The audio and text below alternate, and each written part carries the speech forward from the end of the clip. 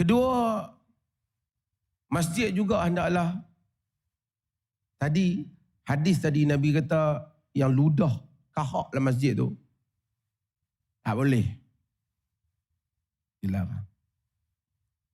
Ejeki masjid ni macam-macam. Ada yang minat kucing lah apa semua. Dia tak boleh bawa kucing dia main masjid.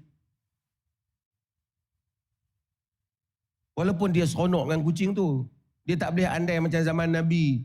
Tak ada pun galakkan Nabi supaya kita bela kucing. Tak ada. Itu Abu Hurairah. Satu riwayat, dua riwayat yang ada kucing tu. Bukan Nabi suruh kita duk bela kucing. Siapa nak bela kucing, dia bela lah. Tak ada masalah lah. Dia boleh bela lah kucing. Kalau kacau orang, dia kena bertanggungjawab. Sebab haiwan dia. Ada orang merajuk daripada main masjid. Jumpa saya.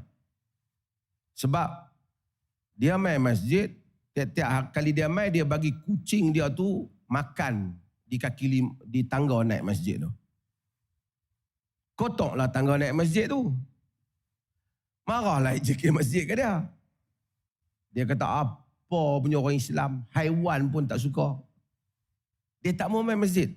Sampai sekarang. Saya kalau tanya dia pun dia tak main masjid. Dia kata pasal dia pun tak bagi kucing makan. Kalau nak bagi kucing makan, bagilah di rumah dia bagi.